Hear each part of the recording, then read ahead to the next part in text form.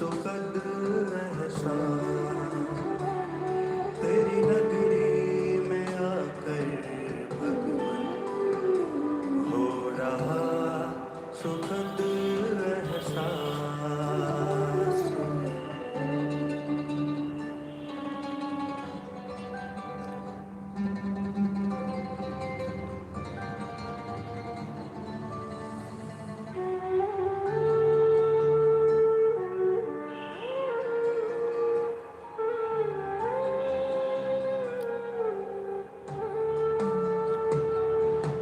तेरा मेरा साथ यहाँ सच में कितना सुहाना हो, जी भर मिलन मनाने का बस यही ठिकाना है।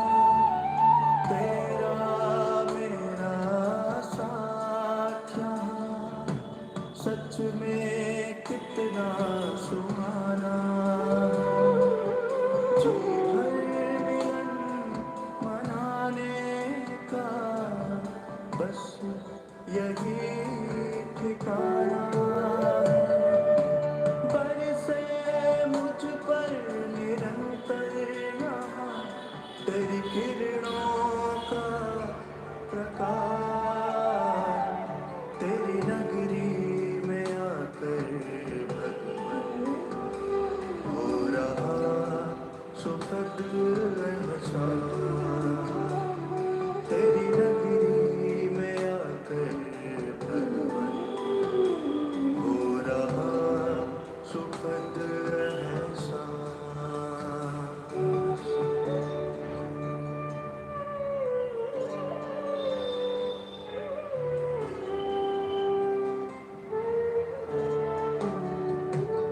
तेरी किरणें मुझको बना रही, तेरे जैसा शक्तिवान सुकून देता मुझे तेरा दिव्य जहां। तेरी किरणें मुझको बना रही, तेरे जैसा शक्तिवान बेहद सुकून देता मुझे तेरा दिव्य जहां। तुमसे सम्मुख मिलने की यही होती पूरी आस, तेरी नगरी में आकर भगवन हो रहा सुखद एहसास, तेरी नगरी में आकर भगवन हो रहा सुखद एहसास।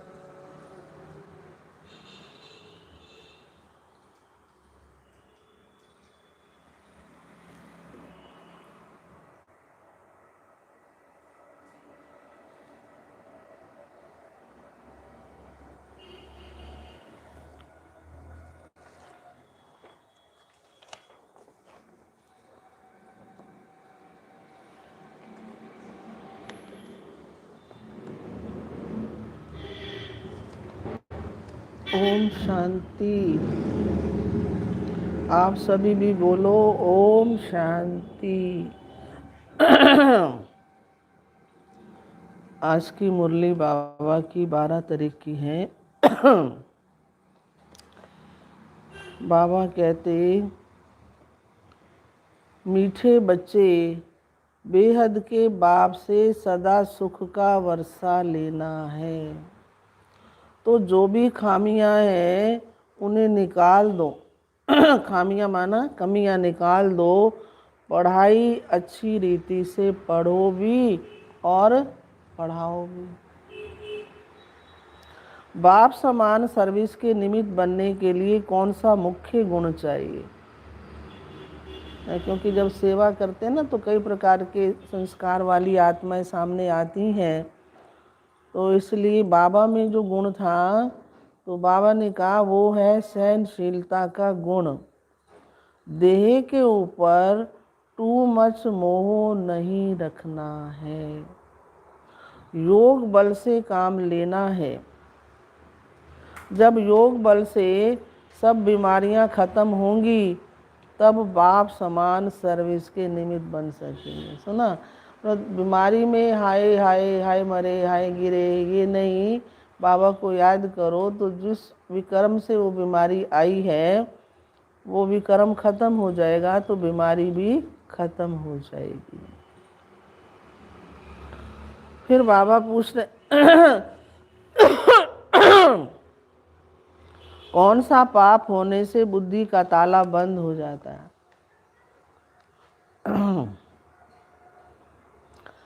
हाँ, तो बाबा कहते यदि बाप का बनकर बाप की निंदा कराते हैं, आज्ञाकारी वफादार बनने के बजाय किसी भी भूत के वशीभूत होकर डिसर्विस करते हैं, कालापन नहीं छोड़ते, तो इस महापाप से बुद्धि को ताला लग जाता है।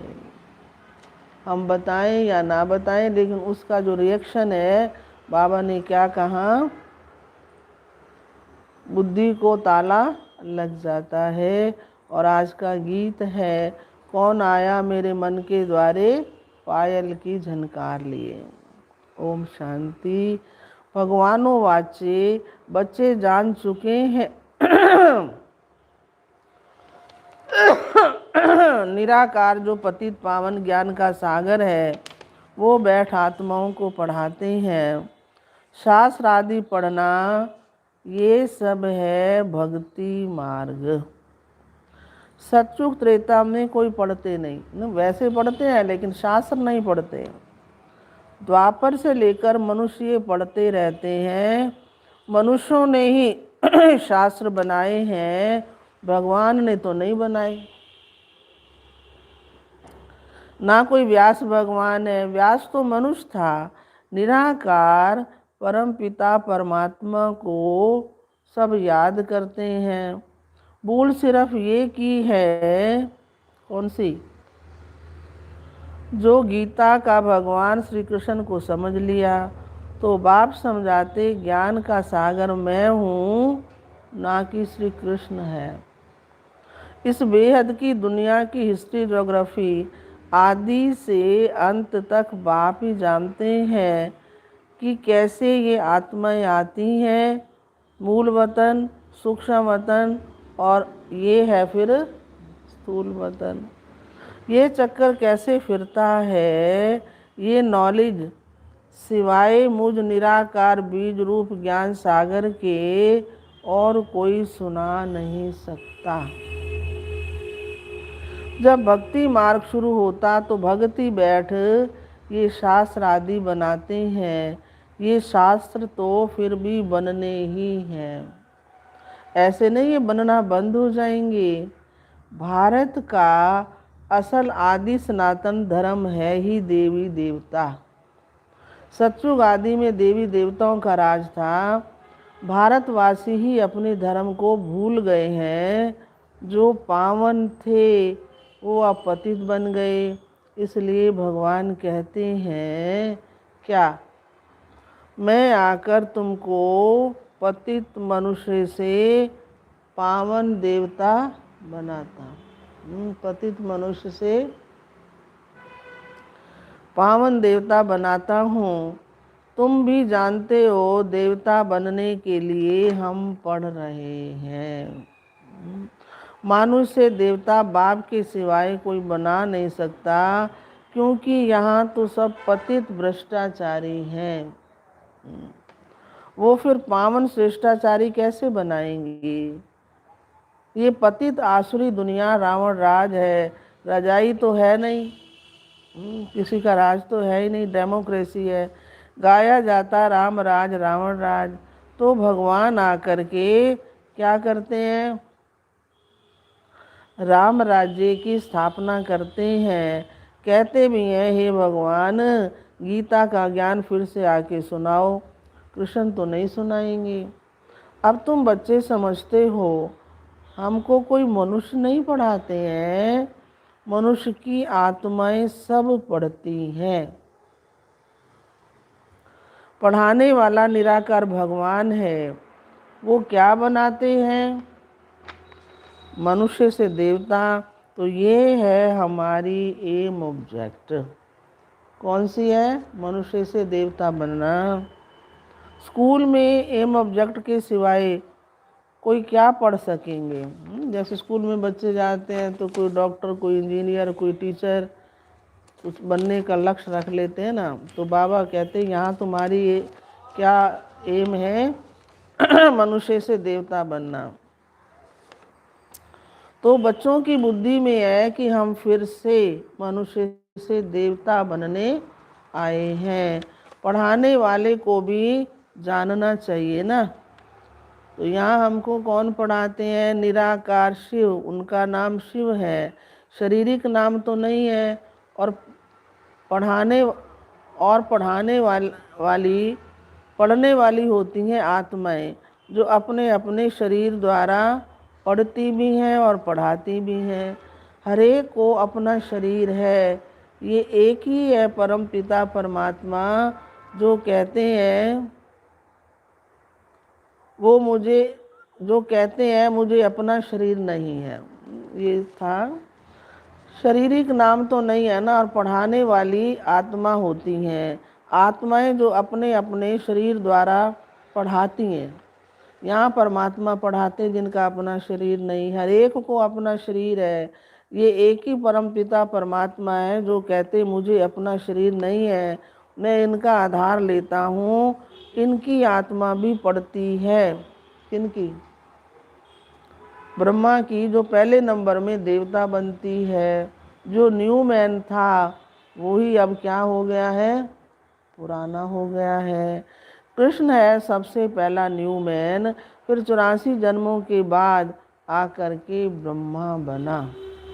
तो ये अपने जन्मों को नहीं जानते हैं, ब्रह्मा बाबा भी नहीं जानते, तो मैं आकर के सुनाता हूँ। पहले जन्म में ये कृष्ण था, फिर पुनर्जन्म लेते लेते क्या बन गया? पतित बन गया। श्याम सुंदर कहते हैं ना। अब फिर मैं उनको ब्रह्मा बनाकर सो कृष्ण बनाता हूँ। झाड़ में भी रहे हैं। नीचे ये तपस्या कर रहे हैं ब्राह्मण रूप में। कौन? ब्रह्मा बाबा। ऊपर में वही ब्रह्मा पति दुनिया में खड़े हैं और यहाँ संगम पर अब तपस्या कर रहे हैं। तत् तुम भी देवता थे, फिर पुनर्जन्म लेते लेते पतित शूद्र बने हो, अब फिर तुम पावन बनते हो। जानते हो पतित पावन परमात्मा द्वारा हम पावन बन रहे हैं। बाप उपाय बताते हैं। पावन बनने का क्या उपाय है? कि मुझे याद करो। मुझे याद करो माना भगवान कहता है मेरे को याद करो। मुझे याद करने से ही तुम पावन बनेंगे। आत्मा और शरीर दोनों ही पावन तो फिर सतयुग में ही होंगे। यहाँ शरीर सबको पतित मिलता है। सबसे खराब भ्रष्टाचार है काम विकार। विष से पैदा होने वाले को ही भ्रष्टाचारी कहते हैं। सतयुग में कोई भ्रष्टाचारी नहीं, क्योंकि वहाँ विष ही नहीं है। कृष्ण को संपूर्ण निर्विकारी कहते, तो निर्विकारी ही विकारी बनते हैं। सतयुग में त्रेता में विकार होता ही नहीं, इसलिए बाबा कहते हैं क्या करो? इन 5 भूतों पर विजय पानी है। बाप ही विकारी दुनिया को निर्विकारी बनाते हैं। कई हैं जिनको धारणा बिल्कुल होती ही नहीं। क्रोध का भूत है, लोभ का भूत है, मोह का भूत है। कौन से भूत है? क्रोध है, लोभ है, मोह है। एकदम काला कर देता है। सबसे गंदा है काम विकार। वो भी तब आता जब देह भान आता है। तो बाबा कहते हैं क्या करो? अपने को आत्मा समझो। आत्मा में ही संस्कार रहते हैं ज्ञान के। अभी आत्मा के ज्ञान के संस्कार बिल्कुल ही खत्म हो गए। सुना? तो बाबा फिर क्या कहते हैं, मुझे याद करो। मनुष्य तो साकार को ही याद करते रहते हैं। अब किसको याद करते हैं भक्ति में? भक्ति में हीरे हुए हैं गुरु गोसाई व कोई देवता को याद करेंगे। बद्रीनाथ अमरनाथ पर जाएंगे तो पत्थर की बैठ पूजा करेंगे। शिव के मंदिर में भी जाते हैं, परंतु ये किसी को पता ही नहीं है कि ये बाप है। जाते हैं मंदिरों में, लेकिन ये आत्माओं का पिता है, ये किसी को पता नहीं। इसको कहते हैं अंधश्रद्धा। कोई जानते ही नहीं कि बाप कब आया और कैसे आया। अब तुम बच्चों को सब कुछ समझाया जाता है, परंतु तुम्हारे में भी कोई थोड़े हैं जो अच्छे सियाणे वफादार और फरमानदार बच्चे हैं। बाबा कहते हैं मैं सभी बच्चों को समझाता हूँ, लेकिन उन बच्चों में भी थोड़े बच्चे हैं जो अच्छे सियाणे वफादार फरमानबरदार बच्चे हैं, जिनमें भूतों का प्रवेश नहीं है, कोई भी विकार उनमें नहीं है। भूतों की प्रवेशता वाले बड़े तंग करते हैं, बहुत डिसर्विस करते हैं, तो पद भी नीच मिल पड़ता है। पुण्य आत्मा बनने के बदले और ही पाप आत्मा बन पड़ते। एक तो देहभान है, दूसरा फिर और विकार भी आ जाते हैं। लोभ का भूत आ जाता, फिर क्या करते हैं? लोभ का भूत आता है तो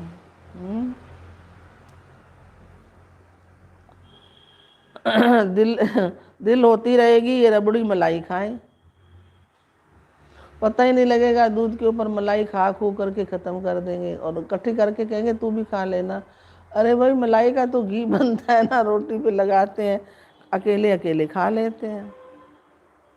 तो लोभ के बाबा भी देखो लोभ करते हैं। रबड़ी घर में बनाते होंगे, मलाई खाएं, ये शुरू से चलता आया है। अभी तो अवस्था परिपक्व बनानी है। लोभ का भूत भी क्या करता है? पद भ्रष्ट कर देता है। आधा कल्प इन भूतों ने हैरान किया। जो कहते हैं हम पुण्य आत्मा बनते और बनाते हैं, वो खुद ही पाप आत्मा बन पड़ते हैं और दूसरों को भी बनाने लग जाते हैं, नाम बदनाम कर देते। अगर तुम्हारे में ही क्रोध का भूत है तो तुम दूसरे का फिर कैसे निकालोगे? कोई देह अभिमान की उल्टी चलन देखो तो रिपोर्ट करो। बाबा कहते मुझे बताओ। फिर धर्मराज के पास तो रजिस्टर रहता है ना, फिर सजा भोगने के समय तुमको सब साक्षात्कार कराएंगे कि तुमने इन भूतों के वश बहुतों को तंग किया है। जिसने जो भी किया है वो अंत में उसको बाबा साक्षात्कार कराएंगे। सुना? सब साक्षात्कार कराएंगे, तुमने इन भूतों के वश बहुतों को तंग किया। कई बच्चे क्रोध की अग्नि में जल मरते हैं, आत्मा बिल्कुल काली बन जाती। डिसर्विस करते तो बाबा बुद्धि का ताला बंद कर देते हैं, उनसे फिर कोई सर्विस हो न सके। अंत में बाबा सब साक्षात्कार कराएंगे, फिर बहुत परेशान होंगे। इसलिए बच्चे ऐसा कोई काम नहीं करना चाहिए। कैसा? जो दूसरे तंग होवे।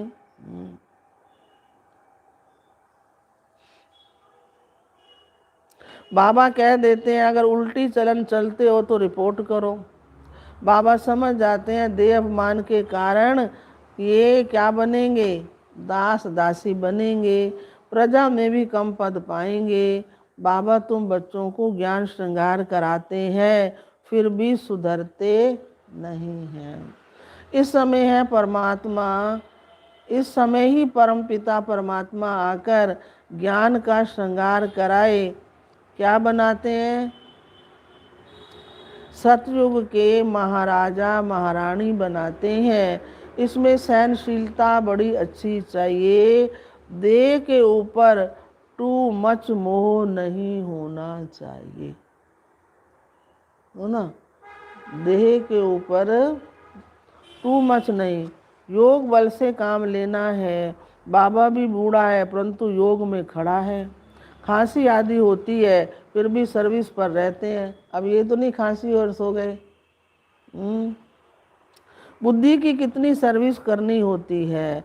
इतने बच्चों को संभालना, मेहमानों के लिए प्रबंध रखना कितना बोझा रहता है किसके सिर पर। ख्यालात भी चलते हैं। अगर कोई बच्चे की बदचलन होगी तो क्या करेंगे, हाँ, नाम बदनाम कराएंगे। कहेंगे ये ऐसे ब्रह्मा कुमार कुमारी हैं तो नाम ब्रह्मा का हुआ ना। इसलिए कहा जाता है क्या, सतगुरु का निंदक ठौर न पाए। इन कलयुगी गुरुओं ने फिर अपने लिए बता दिया। इसलिए मनुष्य उनसे डरते हैं कि कहाँ गुरुजी श्राप न देवे। यहाँ कोई ऐसी बात नहीं है। अपनी चलन से अपने ऊपर बद दुआ करते हैं तो बच्चों को अपने भविष्य का ख्याल रखना चाहिए। अब पुरुषार्थ नहीं किया तो कल्प कल्पांतर यही हाल होगा।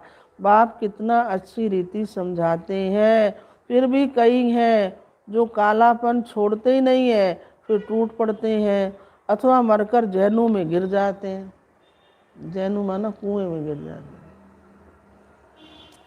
पढ़ाई छोड़ देते हैं। कोई तो बच्चे अच्छे चलते, कोई तो ईश्वरीय जन्म लेकर 8-10 वर्ष के बाद भी मर पड़ते हैं अथवा फारकती दे देते। लौकिक बाप भी सपूत बच्चों को देख खुश होते हैं। फिर भी नंबरवार तो है ना। कोई कोई सेंटर पर भी तंग करते हैं, बड़े कांटे बन जाते हैं। घर के बनकर फिर निंदा कराते हैं तो महान पाप आत्मा बन जाते हैं।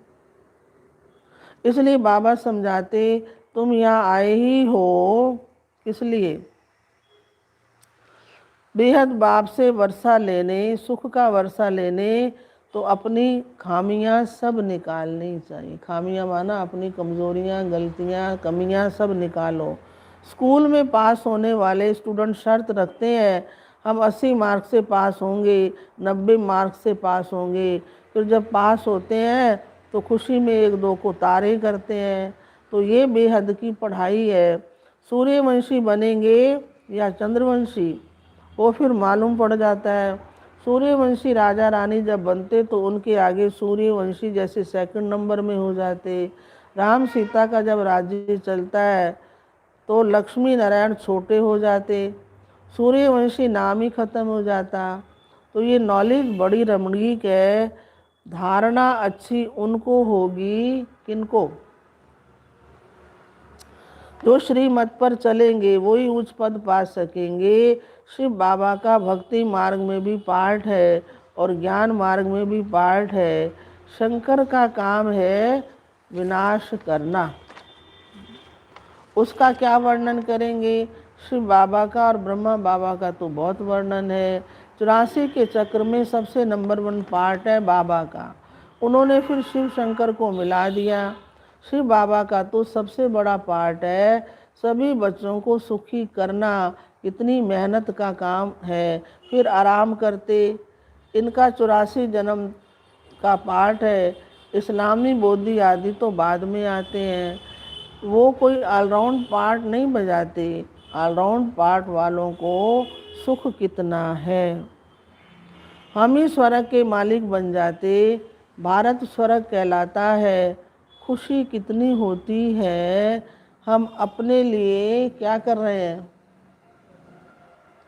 स्वर्ग का राज्य स्थापन कर रहे हैं। औरों को समझाना है जो वो आकर अपनी जीवन बना ले।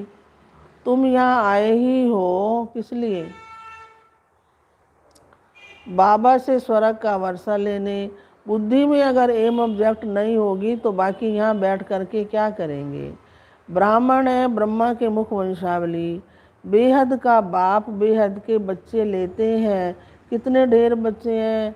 ब्रह्मा का बनने बगैर शिव बाबा से वर्षा नहीं ले सकते। भारत श्रेष्ठाचारी था, वहाँ कोई भूत नहीं था। एक भी भूत है तो ब्रह्मचारी कहेंगे। भूतों को तो बिल्कुल भगाना है। बाबा को बहुत लिख भेजते हैं, बाबा काम का भूत आया परंतु बच गए। बाबा कहते बच्चे तूफान तो बहुत आएंगे, फिर परंतु कर्म इंद्रियों से कोई कर्म नहीं करना, भूतों को भगाना है, नहीं तो सूर्यवंशी चंद्रवंशी बन नहीं सकेंगे। ध्यान में जाना अच्छा नहीं है। कईयों को शौक होता है ना हम भी ट्रांस में जाएं, तो बाबा कहते अच्छा नहीं है, क्योंकि माया बहुत प्रवेश हो जाती है। समझे, ये भी फिर एक माया, जरा जरा सी बात में ध्यान में जाते रहेंगे ऐसे ऐसे करके। सुना? अच्छा, मीठे मीठे सिक्की लदे बच्चों प्रति माता पिता बाप दादा का याद प्यार और गुड मॉर्निंग। रूहानी बाप की रूहानी बच्चों को नमस्ते। रूहानी बच्चों की रूहानी बाप दादा को नमस्ते नमस्ते नमस्ते। और सार है, कर्म इंद्रियों से कोई भी विकर्म नहीं करना है। ऐसी कोई चलन नहीं चलनी है जिससे अनेकों की बद दुआएं निकले। अपने भविष्य का ख्याल रख पुण्य कर्म करने हैं। अंदर जो भी कालापन है, देह अभिमान के कारण भूतों की प्रवेशता है, उन्हें निकाल देनी है और ज्ञान से अपना श्रृंगार कर कौन सा बच्चा बनना है? सपूत बच्चा बनना है। और आज का वरदान है, बिजी रहने के सहज पुरुषार्थ द्वारा निरंतर योगी निरंतर सेवाधारी भव। ब्राह्मण जन्म है ही सदा सेवा के लिए। जितना सेवा में बिजी रहेंगे उतना सहज ही माया जीत बनेंगे। इसलिए ज़रा भी बुद्धि को फुर्सत मिले तो सेवा में जुट जाओ। सेवा के सिवाय आप समय नहीं गवाओ। चाहे संकल्प से सेवा करो, चाहे वाणी से करो, चाहे कर्म से करो। अपने संपर्क और चलन द्वारा भी सेवा कर सकते हो। सेवा में बिजी रहना ही सहज पुरुषार्थ है। बिजी रहेंगे तो युद्ध से छूट निरंतर योगी निरंतर सेवाधारी बन जाएंगे। और स्लोगन है, आत्मा को सदा तंदुरुस्त रखना है तो क्या करो? आत्मा को तंदुरुस्त रखना है तो खुशी की खुराक खाते रहो। अच्छा, ओम शांति।